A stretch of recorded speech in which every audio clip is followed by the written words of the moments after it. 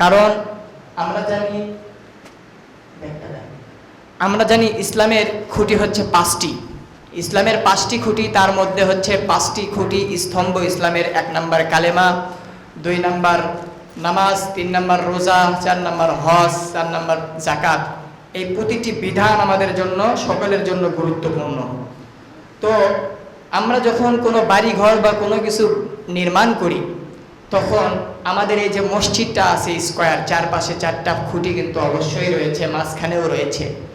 তো এই 4টি বা 5টি খুঁটির একটি খুঁটি ব্যতীত কিন্তু সেটা অসম্পূর্ণ এবং অসমাপ্ত থেকে যায়। যেমন প্রতিটা খুঁটি মসজিদের স্থির থাকার জন্য প্রয়োজন, ঠিক ইসলামকে পরিপূর্ণভাবে মানার জন্য 5টি স্তম্ভকে মানাও আমাদের জন্য প্রয়োজন। কারণ হজ এটি এমন একটি গুরুত্বপূর্ণ বিষয়, তা হচ্ছে এর মধ্যে 2টি জিনিস পাওয়া যায়। 1 নাম্বার, এর মধ্যে হচ্ছে হজের মধ্যে শারীরিক ইবাদত এবং অর্থনৈতিক ইবাদত। যেটা আদায় করি সেটা হচ্ছে আমাদের শারীরিক ইবাদত। আরেকটা আর্থিক ইবাদত, যেটা আমরা যাকাত দিই। তো তিনটি কাজ, 3টি ইবাদত আমাদের মাধ্যমে হয়। 1 নাম্বার শারীরিক, 2 নাম্বার অর্থনৈতিক, 3 নাম্বার হচ্ছে যে এইভাবে অর্থনৈতিক শারীরিক 2 ভাবেই। তা হচ্ছে অর্থনৈতিক এবং শারীরিক সমস্তভাবে আমাদের ইবাদতটা হয় হজের মাধ্যমে। কারণ আমরা যারা হজ করি, হজে যাই, সেখানে আমাদের পরিশ্রমের প্রয়োজন হয় এবং সাথে সাথে আমাদের টাকারও প্রয়োজন হয়। এই জন্য এই হজ আমাদের জন্য খুবই গুরুত্বপূর্ণ। এই হজ আমরা মানুষ মনে করি যে আমরা আজকে সুস্থ আছি, বয়স বৃদ্ধ হোক, এই হজ করে আসলে তো আর গুনার কাজ করতে পারবো না, আমি সুদ খাইতে পারবো না, ব্যবসার মধ্যে ভেজাল দিতে পারবো না, ইত্যাদি ইত্যাদি যতগুলো অপকর্ম করি সবগুলো তো আমার বন্ধ হয়ে যাবে। এই একটা টেনশন, এই একটা ভয় আমরা করি, যার কারণে এই হজ থেকে কিন্তু আমরা দূরে রয়েছি। আল্লাহ রাব্বুল আলামিন পবিত্র কোরআনুল কারীমের মধ্যে জানায় দেয়, তোমরা অবশ্যই হজ করো। আল হাজ্জু আশহুরুম মালুমাত, এই হজটি হচ্ছে কয়েকটি মাস, নিশ্চয়ই নির্দিষ্ট কয়েকটা মাস হচ্ছে হজের জন্য। শাওয়ালুন ওয়া যিলকওয়াদাতি ওয়া যিলহিজ্জা, এই 3টি মাস হচ্ছে আমাদের জন্য হজের, কিন্তু তার মধ্যে সবচাইতে যুলহজ মাস, যেটা এটা আমাদের জন্য সবচাইতে গুরুত্বপূর্ণ। আল্লাহ রাব্বুল আলামিন পবিত্র কোরআনুল কারীমের মধ্যে জানায়া দেন, আল্লাহ তাআলা বলেন, ক্বালাল্লাহু তাআলা ওয়ালিল্লাহি আলান নাসি হিজ্জুল বাইতি মান ইসতাতাআ ইলাইহি সাবিলা, তোমাদের উপর যাদের জন্য আল্লাহর পক্ষ থেকে সামর্থ্য রয়েছে, তোমাদের উপর যাদের উপরে আল্লাহ তাআলা তোমাদেরকে আর্থিক সহযোগিতা করেছে, আর্থিক সামর্থ্য দিয়েছে, নিশ্চয়ই তোমরা এই আর্থিক ইবাদত তোমরা সাথে সাথে পালন করে নাও। এই ইবাদত যদি আমরা সঙ্গে সঙ্গে না করে নিই, কিয়ামত পর্যন্ত যদি আমি মৃত্যুবরণ করে না করি, তারপরও আমাদের কাঁধের উপর থেকে এই হজটা দূর হবে না। কারণ আজকে আমার উপর হজ ফরজ হয়ে গিয়েছে, আমার যত তাড়াতাড়ি সম্ভব এই হজ আমার করা দরকার।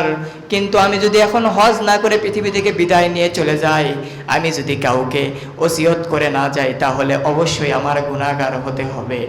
কারণ আল্লাহর রাসূল বলে দিয়েছেন, তুমি যদি কোনো শারীরিক অসুস্থতার কারণে, বার্ধক্যের কারণে, তোমার কোনো অসমস্ত সুস্থতার কারণে যদি হজ করতে না পারো, তাহলে তোমার যারা ওয়ারিশ রয়েছে, তোমার ওয়ারিশদেরকে তুমি আদেশ করো, নির্দেশ করো, যাতে তোমার বদলে তারা বদলি হজ করে দেয়। এইটারও অনুমতি ইসলাম আমাদেরকে দিয়েছে। তো নামাজ যদি আমাদের কাজা হয়ে যায়, নামাজ আমাদের কাজা আদায় করা যে কোনো সময় সম্ভব। আমরা চাইলে যে কোনো মুহূর্তে, যে কোনো সময়ে নামাজকে কাজা আদায় করতে পারবো। কিন্তু হজ এটা এমন একটি গুরুত্বপূর্ণ একটি বিধান, যেটা আমাদের থেকে একবার কাজা হয়ে গেলে তা আর পরবর্তীতে আদায় করা আমাদের জন্য কঠিন হয়ে যাবে এবং সম্ভব হবে না। তো এই জন্য আমাদের কর্তব্য হচ্ছে, আমরা যখনই সম্পদের যথাযথ মালিক হয়ে যাব, সঙ্গে সঙ্গে তৎপরতার সাথে আমরা এই হজকে আদায় করার চেষ্টা করবো ইনশাআল্লাহ। কারণ আল্লাহর রাসূল বলে দিয়েছেন, وقال عليه الصلاة والسلام من لم يمن من الحج حجة ظاهرة أو سلطان جائز أو مرض حادث فمات ولم يحج فليمت إن شاء يهوديا وإن شاء نصرانيا। আল্লাহর রাসূলের উম্মতের জন্য এত দরদ আর এত ভালোবাসা ছিল, যেটা বলার মতো নয়। আল্লাহর রাসূল উম্মতকে এত বেশি ভালোবেসেছেন, এত উম্মতের প্রতি দরদ রেখেছেন, কিন্তু সেই উম্মতের প্রতি আল্লাহর রাসূল কঠোরভাবে হুঁশিয়ারি দিয়ে বলে দিয়েছেন, কোন মানুষের যদি কোনো বাদশার পক্ষ থেকে অসুবিধা না থাকে, তার সম্পদের কারণে কোনো যদি প্রতিবন্ধক না হয়, তা সে যদি হজ না করে মারা যায়, তাহলে সে ইহুদি হয়ে মারা যাক, সে খ্রিস্টান হয়ে মারা যাক, সে নাসারা হয়ে মারা যাক, এতে আল্লাহর রাসূল বলেন আমার কোনো কিছু যায় আসে না, কোনো কিছু যায় আসে না। তাহলে এখান থেকে বোঝা যায় হজ আমাদের জন্য কত গুরুত্বপূর্ণ। এরপরে আরেক জায়গার মধ্যে রাসূলুল্লাহ সাল্লাল্লাহু আলাইহি ওয়াসাল্লাম বলেন, মান হাজ্জা লিল্লাহি ফালাম ইয়ারফুস ওয়ালাম ইয়াফসুক রাজাআ কায়াউমিন ওয়ালাদাতহু উম্মুহু ওয়া তামারু আলাইহিস সালাতু ওয়াস সালাম। এরপরে আল্লাহর রাসূল বলেন, যে ব্যক্তি হজে গিয়ে কাউকে গালি দিল না এবং কোনো ফাসিকি কাজ করলো না, কোনো অশ্লীল কাজ করলো না, এবং সে হজ থেকে সহি সালামতে ফিরে আসলো, সেই ব্যক্তিটা এমন একটা বেগুনাহ মাসুমের মতো হয়ে যাবে। কারণ আল্লাহর রাসূল জানায় দেয়, যখন কোনো সন্তান তার মায়ের গর্ভে থেকে জন্মভূমিষ্ঠ হয়, সে যেরকম ভাবে বেগুনাহ মাসুম থাকে, আল্লাহ রাব্বুল আলামিন বলেন, যদি কোনো ব্যক্তি, যদি কোনো বান্দা হজ করে বাইতুল্লাহর জিয়ারত করে আসে, তাহলে সেই ব্যক্তির জীবনের সমস্ত গুনাহ খাতা আল্লাহ রাব্বুল আলামিন মাফ করে দেয়। জোরে বলেন না সুবহানাল্লাহ। এখান থেকে বোঝা যাচ্ছে হজের মাধ্যমে আমাদের জীবনের সমস্ত গুনাহ খাতাগুলো আল্লাহ তাআলা মাফ করে দেয়। আমরা চিন্তা করি আমি তো গুনাহ মাফ করে নিয়ে আসবো, কিন্তু গুনাহ মাফ করে নিয়ে এসে আমি আর কিভাবে ব্যবসার মধ্যে ভেজাল দিব, কিভাবে আমি আর মিথ্যা বলবো, কিভাবে অন্যায় অপকর্ম করব, এগুলো তো করতে পারবো না। এগুলো চিন্তা আমরা করি, যার কারণে আমরা চিন্তা ভাবনা করি আরো বয়স হোক, আরো ব্যবসা বাণিজ্য করে টাকা পয়সা জোগাই, তারপরে যে কোনো একটা সময় গিয়ে হজ করব। না, এই চিন্তা আমাদের করা যাবে না। কারণ আল্লাহর রাসূল বলেন, যে ব্যক্তি হজ করবে, যে ব্যক্তি আমার কবর জিয়ারত করবে, তার জন্য কিয়ামতের ময়দানে আমার সুপারিশ করা ওয়াজিব হয়ে যায়। জোরে বলেন সুবহানাল্লাহ। নবীর যদি আমরা সুপারিশ পেতে চাই, তাহলে নবীর মহব্বত, নবীর ভালোবাসা নিয়ে আমাদের সেই ঘরটি জিয়ারত করতে হবে। হজের মধ্যে থেকে আমরা 3টি শিক্ষা পাই। কারণ সর্বপ্রথম এয়ারপোর্ট থেকে যখন আমরা ইহরাম বাঁধি, ইহরাম বাঁধার সময় আমাদেরকে এই শিক্ষাটা আমাদের মাথার মধ্যে দিয়ে দেয়। তা হচ্ছে যে 1 নাম্বার শিক্ষা, তুমি যখন ইহরাম বাঁধতেছ, তোমার কাপড়ের মধ্যে সমস্ত রঙিন পোশাকগুলো তুমি ছেড়ে দিচ্ছ, নেমে দিচ্ছ, ত্যাগ করে দিচ্ছ। ঠিক তুমি যখন দুনিয়া থেকে বিদায় নিয়ে চলে যাবা, তোমার দুনিয়ার মধ্যে যত রঙিন পোশাক, যত সম্পদ, যত বাড়িঘর, যত জিনিসপাতি রয়েছে, সমস্ত কিছু ত্যাগ করে তুমি বিদায় নিয়ে চলে যাবা। এই শিক্ষাটা হজের 1 নাম্বার শিক্ষা আমাদেরকে দেয়। আর 2 নাম্বার, যখন আমরা হজের চতুর্পাশে তাওয়াফ করি, 7টি তাওয়াফ করি, এখান থেকে আমাদের আরেকটা শিক্ষা দেয়। সেই শিক্ষাটা হচ্ছে কি, ওই কিয়ামতের ময়দানে তুমি আর আমি বেহুশ হয়ে যাব, দিশেহারা হয়ে যাব, শুধু ঘুরতে থাকবো, ইয়া নাফসি ইয়া নাফসি বলতে থাকবো। ঠিক তেমনই ভাবে দুনিয়ার মধ্যে থেকে আমাদের এইটা শিক্ষা নিতে হবে। এরপরে যখন আমরা হজরে আসওয়াদের যেখানে চুমা খাই, হজরে আসওয়াদে যখন আমরা চুমু দেই, এই হজরে আসওয়াদ এমন একটা দামি পাথর, এই পাথরকে আল্লাহ রাব্বুল আলামিন সরাসরি জান্নাতুল ফেরদাউস থেকে পাঠিয়ে দিয়েছেন, জান্নাত থেকে পাঠিয়ে দিয়েছেন। এই পাথরটা ছিল দুধের চাইতেও সাদা, একেবারে ঝকঝকে সাদা ছিল। কিন্তু এই পাথরটা মানুষের গুনাহ নিতে, মানুষের গুনাহ চুষা নিতে, এই মানুষের গুনাহগুলো নিতে, মানুষ চুম্বন করতে এই পাথরটি আজকে অত্যন্ত কালো হয়ে গিয়েছে। তার একমাত্র কারণ হচ্ছে এইখানে যে ব্যক্তি একবার চুম্বন করতে পারবে, তার জীবনের সমস্ত গুনাহ খাতাগুলো আল্লাহ রাব্বুল আলামিন মাফ করে দিবে। বলেন সুবহানাল্লাহ।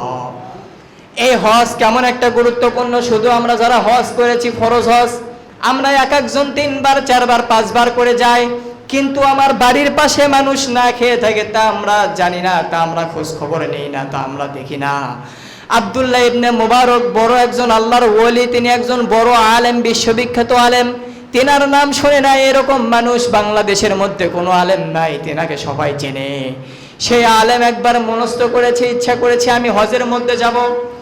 তিনি যখন হজ করার জন্য প্রস্তুতি নেন, তার সন্তান পাশের একটা বাড়িতে গরুর গোশত রান্না করা হয়েছিল, গরুর গোশত খাওয়ার জন্য তার সন্তান ছুটে গিয়েছিল। ওই বাড়ির মানুষটি তাকে গরুর গোশত রান্না করেছে, কিন্তু তাকে খেতে দেয় নাই, তাকে তাড়িয়ে দিয়েছে। একবার গিয়েছে, তারপরেও তাকে তাড়িয়ে দিয়েছে, বলে না তোমাকে এই গোশত খাওয়ানো যাবে না। দ্বিতীয়বার আবার গেছে, তাকে ওই গোস্তটা দেয় নাই। তৃতীয়বার আবার গেছে, তাকে ওই গোস্তটা, তৃতীয়বার তাকে ঘাড় ধরে ধাক্কা দিয়ে বের করে দিয়েছে। এই যখন ঘাড় ধরে ধাক্কা দিয়ে বের করে দেয়, আব্দুল্লাহ ইবনে মুবারকের ছেলে সন্তান, ছোট বাচ্চা, সে বাড়িতে এসে হাউমাউ করে কান্না করে আর বলে, বাবা বাবা আমাকে ওই বাড়িতে গোস্ত রান্না করা হয়েছে, আমি গিয়েছিলাম, খেতে চাইছিলাম, কিন্তু আমাকে খেতে দেয় নাই। এই কথা শুনে বাবা বলল, বাবা ঠিক আছে চলো, তুমি আমার সাথে হাত ধরে চলো।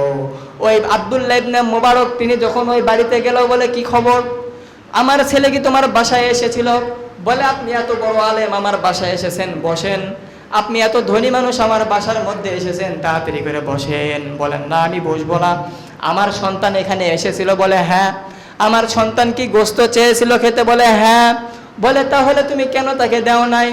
বলে, হুজুর আপনি এত বড় একজন ধনী মানুষ, এত বড় একজন আলেম, আপনি তো কোনো জাকাতের সম্পদই খান না। আর আমার বাড়িতে 2 মাস ধরে ভালোভাবে চুলা জ্বলে না, 2 সপ্তাহ ধরে আমার বাড়িতে চুলা ধরে না। আমার সন্তানেরা ক্ষুধার্তের কারণে কাতরাইতে ছিল। আমি রাস্তা দিয়ে মরুভূমি দিয়ে যাওয়ার পাশে দেখতে পেলাম একটি গরু মরে রয়েছে, সেখান থেকে কিছু গোস্ত আমি কেটে নিয়ে আসলাম। সেই গোস্ত নিয়ে এসে আমি পাতিলের মধ্যে রান্না করলাম। রান্না করে সেখান থেকে আমি আমার সন্তানদেরকে খাওয়াইতেছিলাম, সান্ত্বনা দিতেছিলাম। ইতিমধ্যে আপনার সন্তান এসে আমার কাছে থেকে গোস্ত চায়, কিন্তু বলেন তো আপনাকে আমি আপনার সন্তানকে এই গোস্তটা কিভাবে খাওয়াই? এই কথা শোনার পরে ঝরঝর করে তার চোখ দিয়ে পানি পড়ে গেল। তিনি অঝরে কান্না শুরু করে দিলেন, বলতেছে, এত বড় দুশ্চিন্তার কথা, আমার বাড়ির পাশে একজন মানুষ না খেয়ে আছে, এটা আমি খোঁজ নিতে পারি নাই, এটা আমার বড় দোষ হয়ে গিয়েছে, এটা আমার বড় আইব, এটা আমি নিজেকে লজ্জিত মনে করতেছি, আমার খোঁজ নেওয়া দরকার ছিল, তুমি আমাকে মাফ করে দাও, আমি হজে যাব না। আমি একবার হজ করেছি, এটা আমার জন্য ফরজ ছিল। আমি হজে যাওয়ার জন্য যে টাকাগুলো রেখেছিলাম, সব টাকাগুলো তোমাকে দান করে দিলাম, সব টাকাগুলো তোমাকে আমি দিয়ে দিলাম।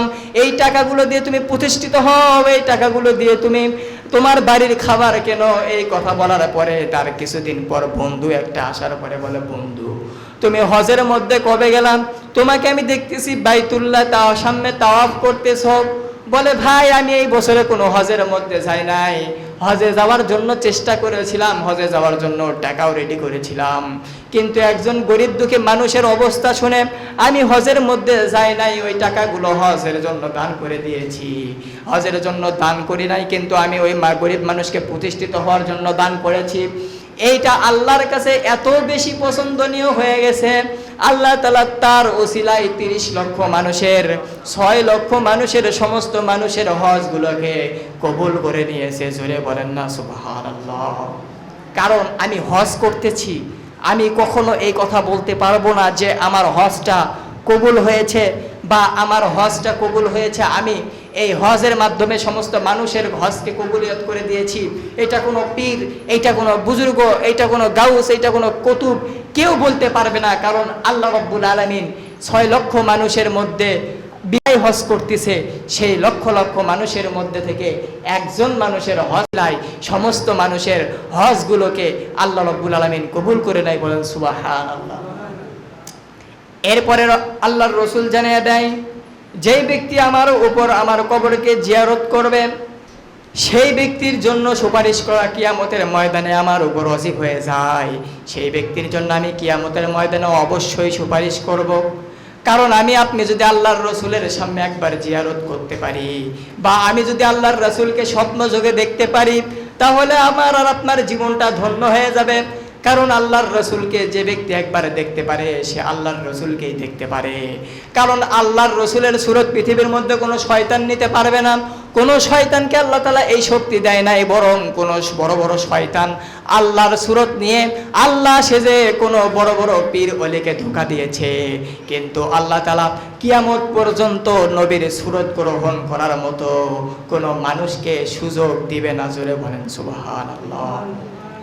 এরপরে আসেন, আমার যে তেলাওয়াত করেছিলাম শুরুতে, আজকে আমরা প্রতিদিন 5 ওয়াক্ত নামাজ আদায় করি।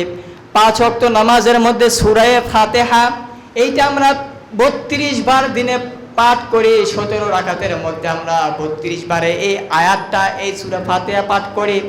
কিন্তু এই সূরা ফাতিহার মধ্যে আল্লাহ রাব্বুল আলামিন এত বেশি আলোচনা দিয়েছে, এত বেশি লেখা দিয়েছে, এত বেশি তাফসীর আল্লাহ রাব্বুল আলামিন দান করেছে। যদি আমার জীবনের জন্য সফলতা আনতে চাই, যদি আমি জান্নাতের সার্টিফিকেট অর্জন করতে চাই, তাহলে এই সূরা ফাতিহা থেকে আমার শিক্ষা নিয়ে যদি জীবন পরিচালনা করতে পারি, এই সূরা ফাতিহা আমার নাজাতের জন্য যথেষ্ট হয়ে যাবে। জোরে বলেন সুবহানাল্লাহ। কারণ এই সূরাতুল ফাতিহা আমরা শুধু এতদিন পড়েই গেলাম, কিন্তু এর বাস্তবতা, এর প্রেক্ষাপট আমরা কিন্তু জানি না। তো আসেন এর মধ্যে থেকে আমরা কিছু আজকে জানার চেষ্টা করব। এই ৭টি আয়াতের অর্থ আল্লাহ তাআলা আমাদেরকে কিভাবে কি উত্তর দেন এবং আমাদের জন্য কি বলে দেন, এইটা আমি আপনাদেরকে আজকে জানিয়ে দেবো। আমা তৌফিক ইল্লা বিল্লাহ। আমরা যখন শুরুতে পড়ি আলহামদুলিল্লাহি রাব্বিল আলামিন আর রহমানির রহিম মালিক ইয়াউমিদ্দিন, আমরা বলি সমস্ত প্রশংসা আল্লাহ রাব্বুল আলামিনের জন্য, যিনি সমস্ত জগতের মালিক, যিনি সমস্ত আসমান জমিন সমস্ত জগতের প্রতিপালক, যত মাখলুকাত রয়েছে সমস্ত মাখলুকাতের প্রতিপালক।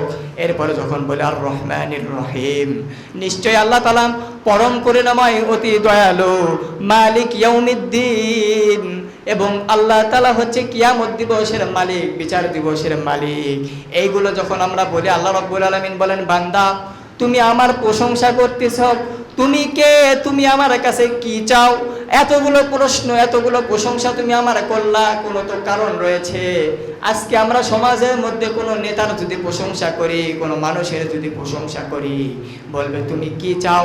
আমার এতগুলো প্রশংসা করলাম, এরপরে আমরা আমাদের সমাজের রাষ্ট্রের কাজের জন্য বাজেটের কথা বলি, এইটা আমি চাই, এরপরে পাই। ঠিক তেমনি ভাবে আল্লাহ আমাদেরকে জানিয়ে দেয়, আল্লাহ রাব্বুল আলামিন বলে, বান্দারে তুমি কি চাও, তুমি কে?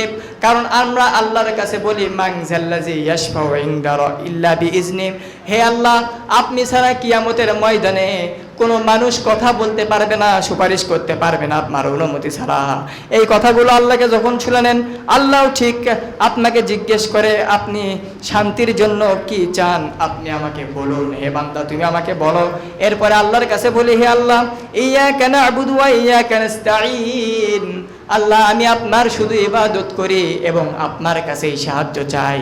ওয়া ইয়্যাকা নাস্তাঈন, আল্লাহ বলে তুমি তো আমার কাছে 5 ওয়াক্ত নামাজ জামাতের সাথে আদায় করলাম, আমার প্রশংসা করলা, সমস্ত কিছু করলাম, এখান থেকে তো বোঝা যাচ্ছে তুমি আমার ইবাদত করো। এরপরে আবার কি চাও সেটা বলো। এরপরে আমরা জানাই দিই, ইহদিনাস সিরাতাল মুস্তাকিম।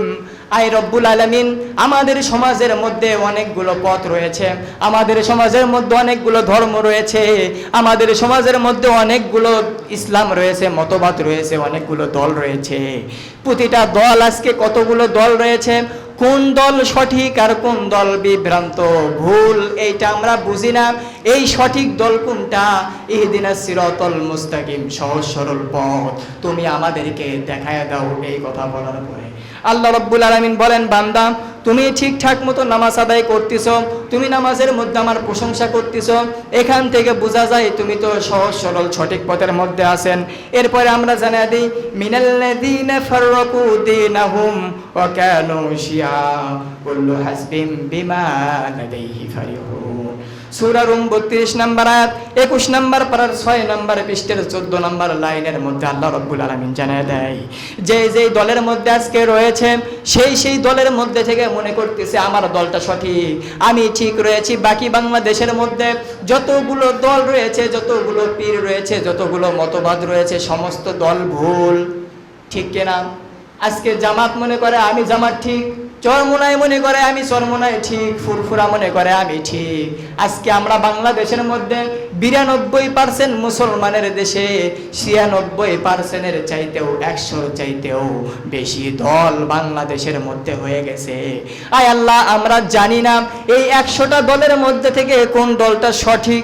এই জন্য আমরা আল্লাহর কাছে বলি, ইহদিনাস সিরাতাল মুস্তাকিম, আপনি আমাদেরকে সহজ সরল সঠিক জান্নাতের পথ আমাদেরকে দেখায় দেন। এরপরে বলেন আল্লাহ রাব্বুল আলামিন বলেন, বান্দা ঠিক আছে বুঝলাম, এরপরে তুমি কি চাও?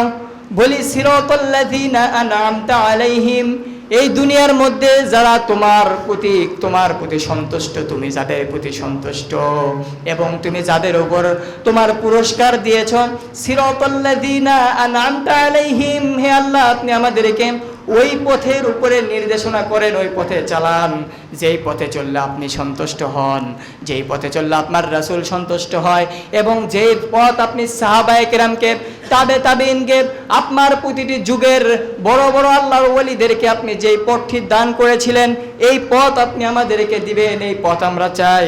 এরপরে আল্লাহর কাছে আল্লাহ রাব্বুল আলামিন বলেন ঠিক আছে, সিরাতাল্লাযীনা আন'আমতা আলাইহিম, এরপরে তুমি কি চাও? আমরা আল্লাহর কাছে আবারও বলি গায়রিল মাগদুবি আলাইহিম ওয়ালাদ-দাল্লিন, নিশ্চয়ই যারা আপনার গজব, আপনার নারাজ, অসন্তুষ্টি অর্জন করেছে তাদের পথে আমাদেরকে পরিচালনা করবেন না। ওই ইহুদি, খ্রিস্টান, হিন্দু, মুশরিক যারা আপনার নাফরমানিকে নিয়ে তারা জীবন যাপন পরিচালনা করে, যারা আপনার অসন্তুষ্টি নিয়ে জীবন পরিচালনা করে, তাদের পথে আমাদেরকে পরিচালনা করবেন না। যেই পথের মধ্যে চললে আপনি খুশি সেই পথের মধ্যে আমাদেরকে চালাইবেন। এরপরে আজকে দেখেন, কারণ নবীর পথে যারা চলেছে তারা পুরস্কার পেয়েছে, এবং নবীর বিরুদ্ধে যারা এই পথ নিয়েছে, রাস্তা নিয়েছে, তারাই কি হয়েছে? তারাই আজকে ধ্বংস হয়েছে। কারণ আবু জেহেল নবীজির পিছনে লেগেছিল, নবীজিকে ভালোবাসে নাই, যার কারণে তার বাড়িটি আজকে 2001টা বাথরুম, পায়খানা আল্লাহ তাআলা বানিয়ে দিয়েছে। কারণ নবীর সাথে যে ব্যক্তি লাগবে, নবীকে যে অপমান করার চেষ্টা করবে, আল্লাহ রাব্বুল আলামিন তাকেও অপমান করে দুনিয়ার মধ্যে ছাড়াইয়া দিবে। এরপরে নবীর ভালোবাসায় হযরতে হানজালা রাদিয়াল্লাহু তাআলা আনহু, তিনি বিবাহের পরে নতুন বিবাহ করেছেন, সহবাস করেছেন, তারপরে তার ফরজ গোসল পর্যন্ত যখন শুনেছে আমার নবীজি পৃথিবী থেকে বিদায় নিয়ে চলে গেছে, নবীজির যখন মৃত্যুর কথা শুনেছে, সঙ্গে সঙ্গে তিনি তলোয়ার নিয়ে জিহাদের জন্য, যুদ্ধের জন্য রেডি হয়ে বের হয়ে গেছে। এই যুদ্ধের জন্য বের হওয়ার পরে তিনি মারা যায়। মারা যাওয়ার পরে তার লাশ খোঁজা হয়। তার স্ত্রী এসে বলে, ইয়া রাসূলুল্লাহ, আমার স্বামীর উপরে গোসল ফরজ, কিন্তু সে গোসল করতে পারে নাই, আপনার মৃত্যুর কথা শুনেছে, ছুটে বের হয়েছে, আপনি তার জানাজাটা একটু পড়ায় দেন গোসল দেওয়ার পরে। এই কথা বলার পরে আল্লাহর রাসূল সাহাবাদেরকে বলে দেয়, সাহাবারা তোমরা আমার হানজালার তোমরা লাশটি খোঁজো, দেখো কোথায় সেই লাশটি পাওয়া যায় কিনা। অনেক জায়গার মধ্যে পুরো ময়দান খোঁজা হয়, কিন্তু কোথাও লাশ পাওয়া যায় না। এর কিছুক্ষণ পর আল্লাহর রাসূল উপরের দিকে যখন তাকায়, উপরের দিকে তাকানোর পরে আল্লাহর রাসূল দেখতে পারে যে ফেরেশতারা হাউজে কাউসারের পানি থেকে তাকে গোসল দিয়ে নিয়ে আসমান থেকে নিচের দিকে নিয়ে আসতেছে। জোরে বলেন না সুবহানাল্লাহ। এই জন্য আমাদের আল্লাহর রাসূল এবং আল্লাহর পথ, এই নির্দেশনা মোতাবেক আমাদের জীবন যাপন করতে হবে। যদি আমরা পারি তাহলেই আমরা সফলতা অর্জন করতে পারবো। কারণ আল্লাহর রসুলের উপরে যে কোরআনকে আল্লাহ তাআলা নাজিল করে দিয়েছেন, আল্লাহর রসুলের জীবনের কোনো গুনাহ নাই, তিনার কোনো জীবনের মধ্যে কোনো গুনাহ ছিল না, তিনি কোনো চুরি করেননি, কোনো ধর্ষণ করেননি, তিনি কখনো মিথ্যা বলেননি, তারপরেও তিনি অপমানিত হয়েছেন, তারপরেও তিনি যুদ্ধের জেলখানার মধ্যে বন্দী হয়েছেন, তারপরেও তিনি দান মোবারককে শহীদ করে দিয়েছেন, তারপরেও তিনি অপমানিত, লজ্জিতর শিকার হয়েছেন, তারপরেও তিনাকে আঘাত ক্ষতবিক্ষত করা হয়েছে। এখান থেকে বোঝা যাচ্ছে আজকেও যারা সমাজের মধ্যে আল্লাহর রসুলের বিধান মোতাবেক চলতে চায়, আল্লাহর রসুলের আদর্শের উপর সঠিক মতবাদ নিয়ে চলতে চায়, তারাও কিন্তু আল্লাহর রসুলের মতোই জেলের মধ্যে বন্দী হবে, ফাঁসির কাস্টে ঝুলতে হবে। কিন্তু তারপরেও আল্লাহ রাব্বুল আলামিন বলে দিয়েছেন, ওয়ালা তাহিনু ওয়ালা তাহজানু ওয়া আনতুমুল আ'লাউনা ইন কুনতুম মুমিনিন, তোমাদের কোনো টেনশন নাই, তোমাদের কোনো ভয় নাই, তোমাদের কোনো চিন্তা নাই, আমি তোমাদেরকেই বিজয় দান করব যদি তোমরা মুমিন হতে পারো। কারণ আল্লাহর রসুল যখন সারা রাত্রি জেগে ইবাদত করতেছিলেন, আল্লাহর রসুলের পা মুবারক গুলো ফুলে যাইতেছিল, আল্লাহর রসুল অসুস্থ হয়ে যাইতেছিল। এরপরে আল্লাহ তাআলা সূরা তাহা 16 নম্বর পারার মধ্যে থেকে আল্লাহ রাব্বুল আলামিন জানা দেয়, তাহা মা আনজালনা আলাইকাল কুরআনা লিতাশকা, হে রাসূল আমি আপনার প্রতি এই কোরআনকে নাজিল করেছি আপনার কষ্টের জন্য নয়। আপনি চিন্তিত হবেন, আপনি কষ্ট পাবেন, আপনি দুঃখ পাবেন, এই জন্য আপনার উপরে এই কোরআনকে আমি নাজিল করি নাই। এই কোরআনকে আমি নাজিল করেছি আপনার শান্তির জন্য। সুতরাং আপনি কোনো মানুষের ওপর রাখাল হয়ে জোর জবরদস্তি করে ইসলাম প্রচার করতে যাবেন না। ওমা আলাইনা ইল্লাল বালাগ, আপনার কাজ শুধু হবে মানুষের কাছে পৌঁছায় দেওয়া। আপনি যদি পৌঁছায় দিতে পারেন, এরপরে কোনো মানুষ যদি না মেনে নেয়, সেটা আমি আল্লাহ রাব্বুল আলামিন কিয়ামতের ময়দানে জিজ্ঞাসা করব। আলাম নাজআল লাহু আইনাইন ওয়া লিসানান ওয়া শাফাতাইন ওয়া হাদাইনাহুন নাজদাইন। আল্লাহ রাব্বুল আলামিন বললেন, আলাম নাজআল লাহু আইনাইন, আমি কি তোমাকে দুনিয়ার মধ্যে দুইটি চক্ষুকে দান করি নাই? ওয়া লিসানান ওয়া শাফাতাইন, আমি কি তোমাদেরকে ওই ঠোঁট জিহ্বা দ্বারা কথা বলার মতো শক্তি দেই নাই?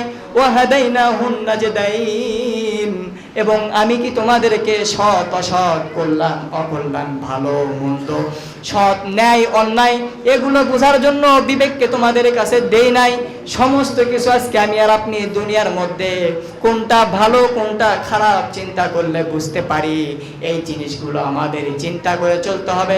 কারণ আল্লাহ রাব্বুল আলামিন সূরাতুল 23 নম্বর পারা সূরা ইয়াসিনের মধ্যে জানায় দেন, আল ইয়াউমা নাখতিমু আলা আফওয়াহিহিম ওয়া তুকাল্লিমুনা আইদিহিম ওয়া তাশহাদু আরজুলুহুম বিমা কানু ইয়াকসিবুন। আল্লাহ রাব্বুল আলামিন বলেন, আমি তোমাদের এই দিন তোমাদের মুখের উপরে মোহর মেরে দিব, তোমাদের হাতের উপরে তোমাদের হাতগুলো সাক্ষী দিবে, তোমাদের জবানগুলো সাক্ষী দিবে তোমরা কি ইবাদত করেছো, তোমরা কি আমল করেছো। তোমাদের প্রতিটি অঙ্গ প্রত্যঙ্গগুলো তোমাদের জন্য সাক্ষ্য দিয়ে দিবে। কারণ আল্লাহ রাব্বুল আলামিন জানায় দেয়, লা ইউগাদিরু সগীরাতান ওয়ালা কাবীরাতান ইল্লা আহসাহা। ওই কিয়ামতের ময়দানে আমাদেরকে এমন একটি আমাদেরকে হিসাব আমল নামার বই দিয়ে দিবে, যে আমল নামার মধ্যে সমস্ত কিছু আমাদের লেখা কিরামান কাতিবিন রেকর্ড করে রাখতেছে। বলেন সুবহানাল্লাহ। কারণ আল্লাহ তাআলা জানায় দেয়, ফামান ইয়ামাল মিসকালা যাররাতিন খায়রান ইয়ারা ওয়া মান ইয়ামাল মিসকালা যাররাতিন শাররান ইয়ারা। যদি আপনি যাররা পরিমাণ, ধুলা পরিমাণ আপনি যদি কোনো ভালো আমল করেন, এইটা আপনি কিয়ামতের ময়দানে দেখতে পারবেন। আপনি যদি সামান্য বিন্দু পরিমাণ যদি আপনি খারাপ আমল করেন, তাহলে এই খারাপ বিন্দু মাত্র এই আমলটা আপনি কিয়ামতের ময়দানে দেখতে পারবেন। আপনার জীবনের যত কিছু রয়েছে সমস্ত কিছু আল্লাহ তাআলা রেকর্ড করে রাখতেছে, সমস্ত কিছু আল্লাহ তাআলা রেকর্ড করে রাখতেছে। আমি আর আপনি কিয়ামতের ময়দানে সাক্ষী দেব না, না আল্লাহ এগুলো তো মিথ্যা, আমি তো এগুলো জিনার গুনাহ করি নাই, আমি তো কারোর সাথে অন্যায় করি নাই, কারোর সাথে জুলুম করি নাই, 5 ওয়াক্ত নামাজ আমি আদায় করেছি, হজ করেছি, যাকাত দিয়েছি, সমস্ত কিছু করেছি। বলবে বান্দা, ঠিক আছে তুমি 5 ওয়াক্ত নামাজ পড়েছো, প্রথম কাতারে নামাজ পড়েছো, সেটা আমার জানা বাকি নাই, কিন্তু তুমি তোমার দুনিয়ার মধ্যে যে সন্তান রেখে এসেছিলা, সেই সন্তান দুনিয়ার মধ্যে অন্যায় করেছে, অপকর্ম করেছে, তোমার সন্তান জিনা করেছে, তোমার সন্তান ব্যভিচার করেছে, তোমার সন্তান জুলুম করেছে, সেগুলো আস্তে আস্তে তোমার আমলনামায় কাঁধের উপরে আমি চেপে দিয়েছি। বলেন নাউজুবিল্লাহ। এই জন্য আমাদেরকে সুসন্তান গড়াইতে হবে।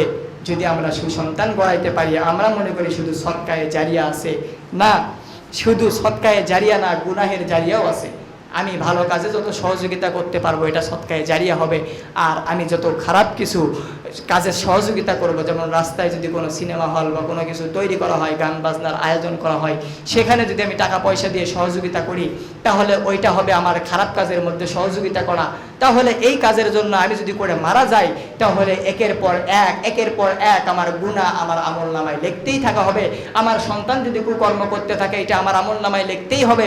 আমি যদি আমার স্ত্রীকে খারাপ রেখে যাই, আমার স্ত্রীগুলো যত অপকর্ম করবে, তত গুনাহগুলো আমার কাঁধের উপর লিখতেই থাকা হবে। এর মধ্যে কোনো সন্দেহ নাই। এই জন্য আমরা যত সম্ভব, যতটুকু সময় আছে, যতটুকু নিজের জীবন থেকে আমল করতে পারবো, সেটা আমাদের জন্য কাজে লাগবে।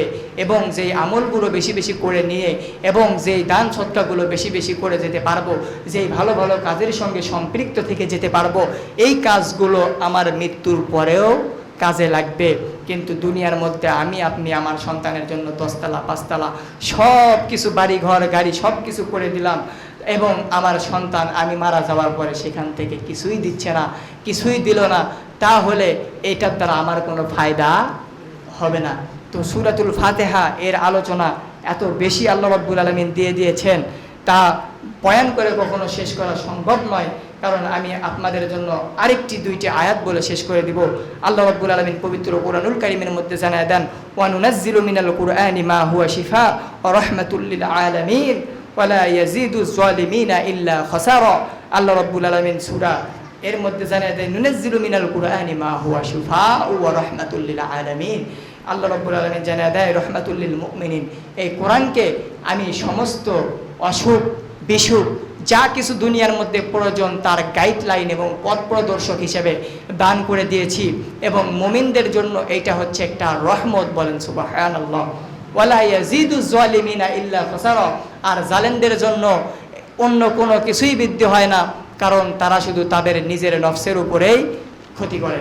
কারণ আল্লাহ রাব্বুল আলামিন কোরআনের মধ্যে জানায় দেয় প্রতিটি জিনিসের খোলামেলাভাবে আল্লাহ রাব্বুল আলামিন আয়াত কোরআনের মধ্যে দিয়ে দিয়েছেন, তিবিয়ানাল লিকুল্লি শাই। এই পৃথিবী তৈরির পর থেকে কিয়ামত পর্যন্ত যা কিছু দরকার হয়েছে হচ্ছে কিয়ামত পর্যন্ত দরকার হবে, আল্লাহ রাব্বুল আলামিন এই পবিত্র কোরআনুল কারীমের মধ্যে তা জানিয়ে দিয়েছে। এরপরে আল্লাহ রাব্বুল আলামিন জানিয়ে দেয়, ওয়ালাকাদ দরাবনা লিন-নাসি ফি হাযাল কুরআনি মিন কুল্লি মাসাল লাআল্লাহুম ইয়াতাযাক্কারুন। সূরা জুমার 23 নম্বর পারা 20 নম্বর পৃষ্ঠার 10 নম্বর লাইনের 27 নম্বর আয়াত আল্লাহ রাব্বুল আলামিন বলেন, এই কোরআনকে মানুষের সমস্ত মানুষের জন্য মিসাল হিসেবে আমি পাঠিয়ে দিয়েছি, মিন কুল্লি মাসাল লাআল্লাহুম ইয়াতাযাক্কারুন, যাতে করে মানুষেরা এর থেকে উপদেশ গ্রহণ করতে পারে, যাতে করে মানুষেরা এর থেকে শিক্ষা নিতে পারে। অর্থাৎ মানুষের জীবনে যা কিছু দরকার সমস্ত কিছু আল্লাহ রাব্বুল আলামিনের মধ্যে দিয়ে দিয়েছেন। এরপরে আল্লাহ তাআলা নিজে বান্দাদের জন্য আফসোস করে বলে, ইয়া হাসরাতান আলাল ইবাদ মা ইয়াতিহিম মিন রাসূলিন ইল্লা কানু বিহি ইস্তাহজিউন। ইয়া হাসরাতান আলাল ইবাদ, আমি ওই সমস্ত বান্দাদের জন্য আফসোস করি। ইয়া হাসরাতান আলাল ইবাদ, আমি ওই সমস্ত বান্দাদের জন্য আফসোস করি যারা আল্লাহ এবং আল্লাহর রাসূলের পথ নির্দেশনা পেল কিন্তু তা যথাযথভাবে মানল না, যথাযথভাবে না মেলে সেখান থেকে গা এড়িয়ে চললো। সেখান থেকে যদি গা এড়িয়ে চলে তাহলে ওই ব্যক্তিরাই হচ্ছে ক্ষতিগ্রস্ত, বলি নাউজুবিল্লাহ। তো আল্লাহ রাব্বুল আলামিন আমাদের সকলকে সূরাতুল ফাতিহার মধ্যে থেকে যতটুকু আলোচনা করলাম, এই সূরা ফাতিহার আরও অসংখ্য আলোচনা রয়েছে, আরও 2-3 সপ্তাহ 2-4-5 ঘন্টা আলোচনা করলে শেষ হবে না। কিন্তু আমাদের যে আলোচনা আজকে আমরা করলাম তা হচ্ছে হজ। এই হজটি আমাদের সবচাইতে গুরুত্বপূর্ণ একটি বিষয়। আজকে হজের আলোচনা করলাম, এর আগে সামান্য কিছু করেছি। সামনের জুমায় এর প্রেক্ষাপট, ইতিহাস, ভূমিকা ইনশাল্লাহ আরেকটু আলোচনা করার চেষ্টা করব। আমা তৌফিকি ইল্লা বিল্লাহ। আমাদের দুনিয়াও করতে হবে, আখিরাতও করতে হবে, কিন্তু দুনিয়া করতে করতে যেন আখিরাতের মধ্যে ক্ষতিগ্রস্ত আমরা না হয়ে যাই। আমাদের সম্পদ, আমাদের মাল, আমাদের সন্তান সমস্ত কিছু আমাদের জন্য ফিতনা, সমস্ত কিছু আমাদের জন্য ক্ষতিকর একটা জিনিস। এগুলো থেকে আমাদের বেঁচে থাকতে হবে। যদি আমরা না থাকতে পারি তাহলে আমাদের ক্ষতিগ্রস্ত হয়ে যাব। আমি আর আপনি আজকে ঠিকমতো 5 ওয়াক্ত নামাজ পড়ি না, আমি আর আপনি আজকে ঠিকমতো দিন ইসলামের কথাগুলো শুনি না, দিন ইসলামের পথে আসার চেষ্টা করি না, আমাদের সন্তানদেরকে আদেশ করি না, আমাদের স্ত্রীদেরকে আদেশ করি না, এগুলো থেকে আমরা দূরে সরে আসি। আমরা সকলেই চেষ্টা করব মৃত্যুকে বেশি বেশি স্মরণ করার, কারণ আমরা কত মানুষকে আমাদের হাত দিয়ে জানাজা করে আমাদের কবরের মধ্যে নামিয়ে দিলাম, কত মানুষের জানাজা আমরা করলাম, কত মানুষের জানাজায় উপস্থিত হলাম, এরপরেও কি আমাদের চিন্তা হয় না? এরপরেও কি আমাদের মৃত্যুর কথা স্মরণ হয় না? কারণ আমরা যদি মৃত্যুর কথা স্মরণ করতে পারি তাহলে দুনিয়ার কোনো রং তামাশা আমাদের মনে হবে না, দুনিয়ার মধ্যে বেশি আনন্দ ফুর্তির কথা আমাদের মনে হবে না। আল্লাহ রাব্বুল আলামিন আমি সহ আমাদের সকলকে বেশি বেশি দিন দুনিয়ার কল্যাণ এবং ভালো ভালো কাজ আমল করে দুনিয়া আখিরাতে কামিয়াবি হাসিল করার মতো তৌফিক দান করেন। সকলে বলি আল্লাহুম্মা আমিন।